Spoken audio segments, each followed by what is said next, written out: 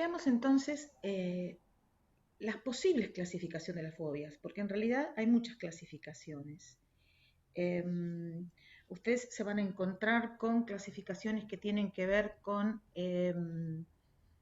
bueno, el propio cuerpo, fobias que tienen que ver con el propio cuerpo, otras que tienen que ver con objetos del mundo externo, otras que tienen que ver con un objeto fóbico independiente, pero hay muchas clasificaciones. Nosotros vamos a tener en cuenta las clasificaciones que hablan de fobias de situación, de fobias de impulsión y aquellos que se llaman casos límites.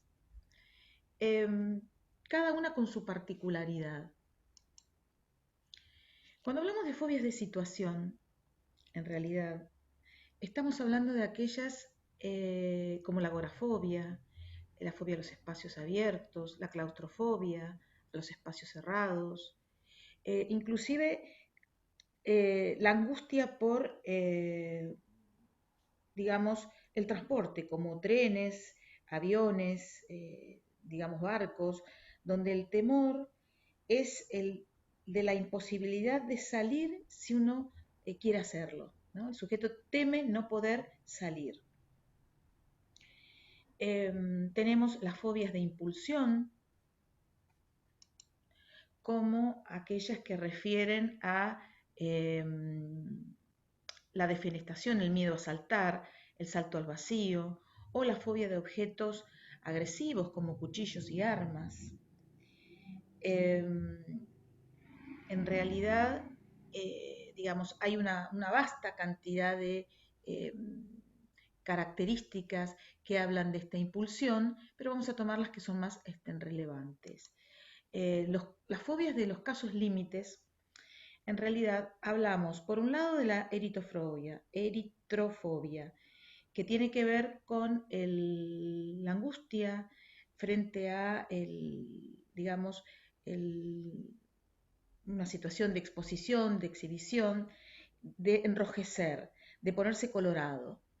Y que estas situaciones, en realidad, son situaciones que al sujeto le generan mucha carga de ansiedad y mucha como vergüenza. Muchas veces esta fobia está sumada al temor a los exámenes. El temor a los exámenes, digamos, si se convierte en fobia, podríamos pensar que hay como puesto en la autoridad del profesor un representante externo del super yo que va a decidir si lo aprueba o no lo aprueba. Esa situación le genera mucha incomodidad y mucha vergüenza y ansiedad. Por otra parte, tenemos también lo que se llama la nosografía, que tiene que ver con, la nosofobia, cualquier cosa dije, que tiene que ver con el miedo a las enfermedades, el miedo a, digamos, tener como síntomas que permitan sentirse enfermo, ¿no? El caso de, a ver, síntomas físicos que aparecen como, digamos, palpitaciones o taquicardia, o los psicológicos como cierta tensión, inseguridad, los de conducta, con estados de alerta, hipervigilancia, y con síntomas que tienen que ver con el área cognitiva respecto a dificultades de atención, de concentración. También acá podemos sumar aquellas situaciones en las cuales las personas y muchos de los pacientes hablan de claustrofobias en el tiempo. Es decir, no son del espacio, son del tiempo, no les alcanza el tiempo. Tienen miedo a quedarse acorralados por sus obligaciones y no poder hacer lo que tienen que hacer. De igual manera, en el caso en el cual el tiempo sobra, el tiempo tiene como mucho vacío, y esto genera justamente como ciertas sensaciones agorafóbicas al sujeto, ¿no? Porque tienen mucho tiempo vacío, sin ocupar. Bueno, estas son algunas de las características de las fobias.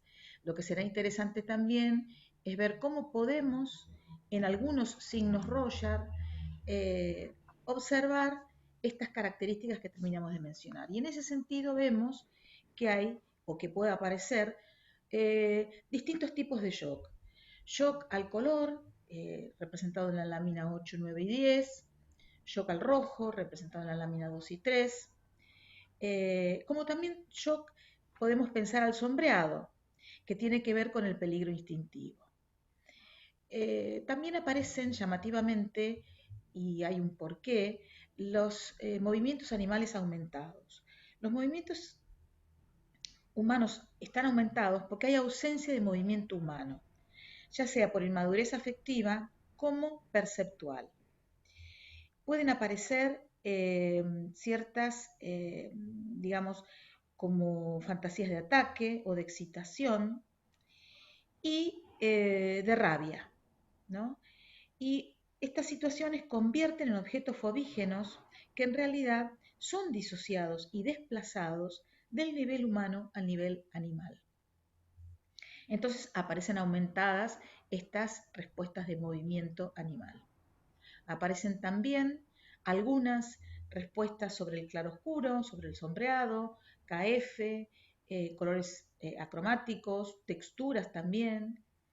Y vemos en el área de los contenidos que vamos a encontrar mayor cantidad de detalles humanos respecto de los enteros humanos y no así en animales, porque en animales vamos a encontrar el aumento de animales enteros por sobre los detalles animales.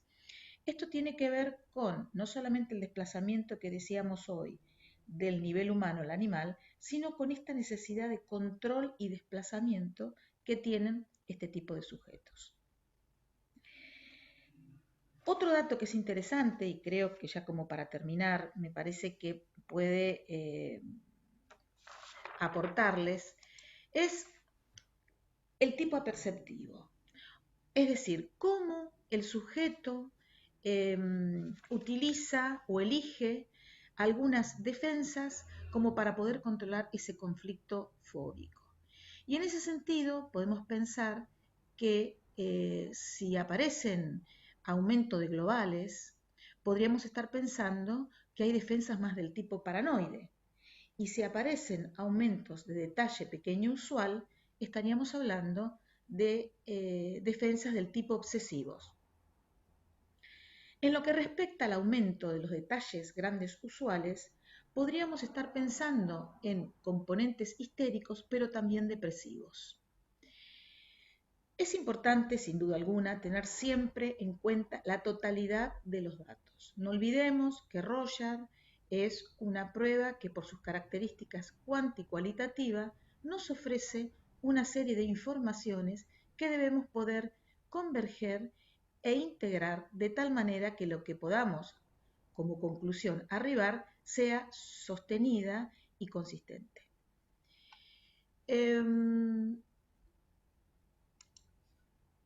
Creo que en ese sentido está bueno poder empezar a pensar en este tipo de sujetos, poder empezar a pensar en cómo aparecen estas estrategias del yo para evitar algo que le genera mucha angustia y tensión. Así que los dejo con esa inquietud, seguiremos la próxima, les mando un saludo muy grande. Hasta la próxima entonces.